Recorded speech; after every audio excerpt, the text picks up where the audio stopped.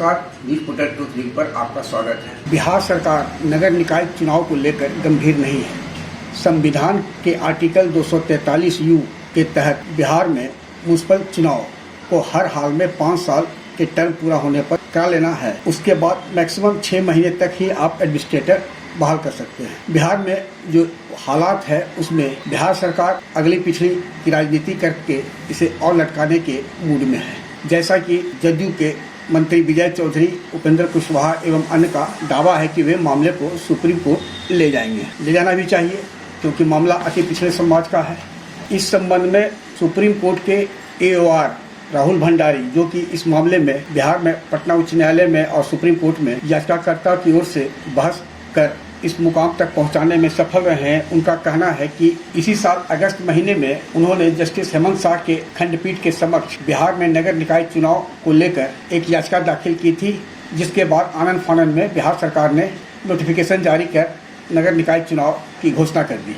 उन्होंने कहा कि ऐसे कई मामले हैं जिसमें यह स्पष्ट है कि हर हाल में आपको चुनाव 5 साल अवधि के अंदर करा लेनी है और मैक्सिमम आप 6 महीने तक एडमिनिस्ट्रेटर बहाल कर सकते हैं। लेकिन बिहार में कटिहार सहित ऐसे कई नगर निकाय हैं जहां 1 साल से अधिक एडमिनिस्ट्रेटर के रूप में अधिकारी कार्य कर रहे हैं। 1993 में जो अमेंडमेंट हुआ था, उसमें संविधान अमेंडमेंट में उसमें यह मूल तत्व था कि निचले स्तर पर जनप्रतिनिधि के माध्यम से निकाय, चाहे वो पंचायत हो या नगर निकाय, इसे मजबूत करना है। लेकिन बिहार में संविधान के द्वारा प्रदत्त संविधान के आर्टिकल 243U का पूरा तरह उल्लंघन कर जो मूल भावना है लोकल स्तर पर नगर निकाय और नगर पंचायत को मजबूत करना, उसकी धज्जियां उड़ाई जा रही है। वैसे राहुल भंडारी कहते हैं कि वे इस संबंध में कैविएट फाइल करने जा रहे हैं ताकि इस संबंध में वे भी अपना पक्ष अदालत में रखेंगे। राहुल भंडारी का कहना है कि आखिर पटना उच्च न्यायालय ने ऐसा क्या आदेश पारित कर दिया है जिसके चलते बिहार सरकार को परेशानी है, बेचैनी है। उन्होंने कहा कि उन्होंने सुप्रीम कोर्ट के संविधान पीठ सहित कई पीठ के द्वारा जो निर्णय दिया गया था नगर निकाय चुनाव और पंचायत चुनाव को लेकर, उसे हमने हाई कोर्ट के चीफ जस्टिस बेंच के समक्ष रखा और यह सभी का उल्लेख भी किया गया है। और राहुल भंडारी का मानना है कि इसमें बिहार सरकार को कोई रिलीफ तो नहीं मिलेगी, लेकिन वे और बिहार सरकार का उद्देश्य इसे डिले करना ही कहा जा सकता है। और क्या सुप्रीम कोर्ट हाई कोर्ट के आदेश का अलग से कोई व्याख्या करेगी, जबकि इस मामले में सुप्रीम कोर्ट के आदेश के ही आलोक में पटना उच्च न्यायालय ने आदेश पारित किया है।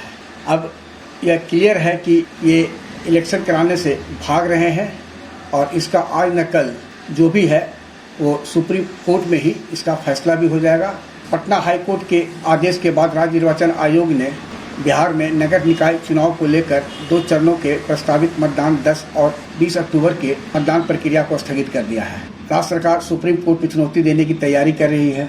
राहुल भंडारी अधिवक्ता बताते हैं कि यदि सुप्रीम कोर्ट राज्य सरकार प्रार्थना करेगी तो मामले की जल्द सुनवाई की भी वह इच्छा जाहिर करेगी और इसे लेकर जो प्रक्रिया है वह और लंबा खींच सकता है। लेकिन इसके कारण एक और जहां राज्य सरकार का काफी पैसा चुनाव प्रक्रिया को लेकर खर्च हो चुका है और वहीं एक नहीं कई हजार प्रत्याशी हैं जिनका भी करोड़ों रुपया चुनाव के नाम पर अब तक खर्च हो चुका है। लेकिन यदि राज्य सरकार चाहती तो आयोग गठित कर स्थानीय निकायों में पिछड़ेपन की प्रकृति और निहितार्थ को जांच करवा सकती थी। राजनीतिक रूप से पिछड़ों की पहचान कर राज्य सरकार उनके लिए आरक्षण का अनुपात तय कर सकती थी।